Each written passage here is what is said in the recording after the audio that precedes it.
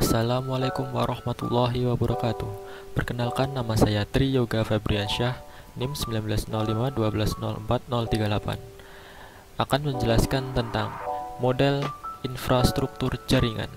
Pengertian: jaringan komputer adalah sebuah kumpulan komputer dan peralatan lainnya yang terhubung dalam satu kesatuan atau himpunan interkoneksi sejumlah komputer otonom atau mandiri.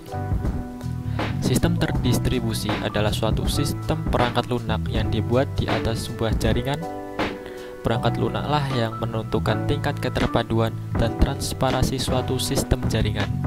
Perbedaan keduanya terletak pada perangkat lunaknya atau khususnya sistem operasi, bukan pada perangkat kerasnya. Pengguna sistem terdistribusi tidak menyadari terdapatnya banyak proses dalam sistem. Gambar sebelah kiri merupakan jaringan komputer. Terdapat satu server dan ada beberapa user. Satu server bertanggung jawab untuk beberapa user tersebut, sehingga jika server tersebut down, maka user akan mengalami masalah karena tidak memiliki server backup. Pada bagian kanan terdapat gambar jaringan terdistribusi.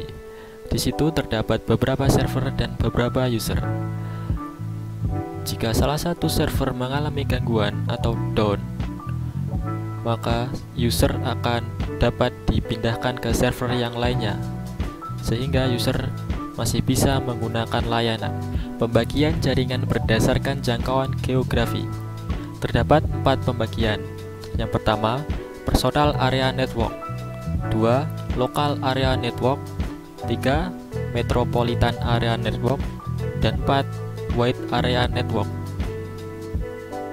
Personal area network merupakan jaringan komputer yang hanya mencakup komputer pribadi dengan berbagai perangkat di sekitarnya, misal keyboard, mouse, headphone, dan lain-lain. Jaringan ini biasanya digunakan untuk menghubungkan perangkat pribadi atau menghubungkan ke jaringan internet. Biasanya jaringan ini dibantu dengan adanya teknologi seperti USB ataupun Bluetooth. Local area network merupakan suatu jaringan komputer yang digunakan untuk mencakup wilayah yang kecil, misal suatu gedung, sekolah, kampus, atau di dalam rumah. Dalam suatu jaringan LAN, terdapat beberapa komputer yang terhubung, di mana ada satu unit komputer yang berperan sebagai server atau bank data, dan yang lainnya sebagai klien. Metropolitan area network. Jaringan komputer ini memberikan layanan wilayah yang lebih luas, hingga mencapai 50 km. Jaringan ini memberikan kecepatan yang tinggi saat transfer data. Jaringan ini juga bisa disebut sebagai gabungan dari beberapa jaringan LAN. Jaringan ini sangat cocok di beberapa kantor atau pabrik dan pusat pemerintahan. Wide area network. Jaringan ini dapat menghubungkan beberapa wilayah bahkan hingga mencapai wilayah negara lainnya. Jaringan ini membutuhkan suatu router. Jaringan ini digunakan untuk menghubungkan jaringan lokal pada suatu wilayah dengan jaringan lokal lainnya pada wilayah lain. Pembagian jaringan berdasarkan aksesnya. Yang pertama yaitu intranet, yang merupakan jaringan pribadi atau private network yang menggunakan internet untuk saling berbagi dan bertukar informasi di dalam jaringan lokal. Intranet termasuk ke dalam salah satu jaringan LAN karena hanya bisa mencakup wilayah kecil. Contohnya adalah perusahaan, kantor, sekolah, universitas, dan lain-lain.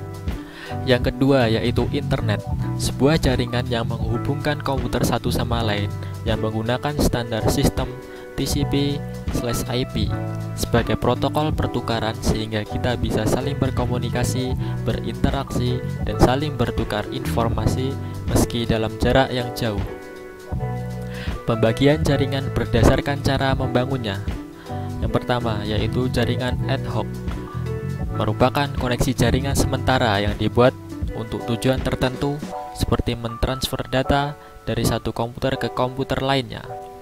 Yang kedua, jaringan infrastruktur merupakan jaringan yang menggunakan suatu piranti Wi-Fi yang disebut access point sebagai suatu bridge antara piranti wireless dan jaringan kabel standar. Konsep jaringan infrastruktur di mana access point sebagai intinya dan komputer lain sebagai klien.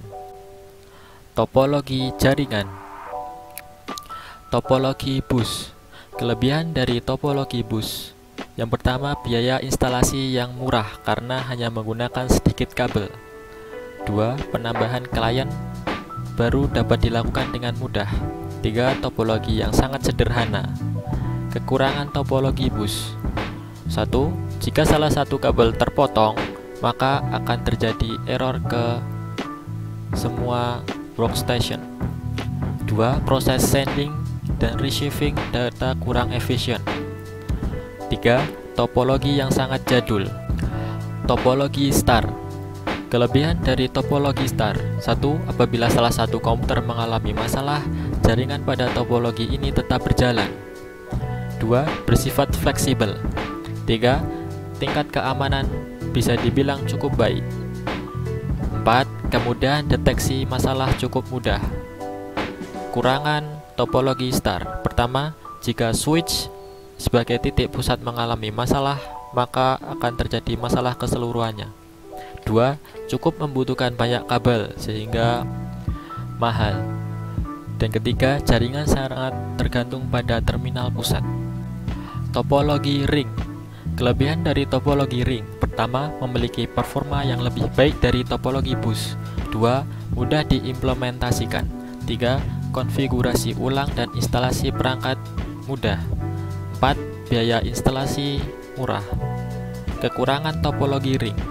Pertama, kinerja komunikasi dalam topologi ini dinilai dari jumlah titiknya. 2. Troubleshooting bisa dibilang cukup rumit. 3. Jika salah satu koneksi putus, maka koneksi lain juga ikut putus. 4. Pada topologi ini biasanya terjadi tabrakan data. Topologi mesh.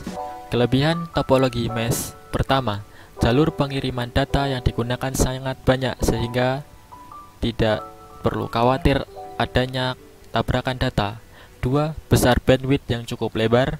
3. Keamanan pada topologi ini bisa dibilang sangat baik. Kekurangan topologi mesh. 1. Proses instalasi jaringan yang rumit. 2. Membutuhkan banyak kabel. 3. Memakan biaya instalasi yang mahal. Pembagian jaringan berdasarkan penggunaan kabel. Yang pertama, jaringan nirkabel atau wireless network. 2. Jaringan berkabel atau wired network.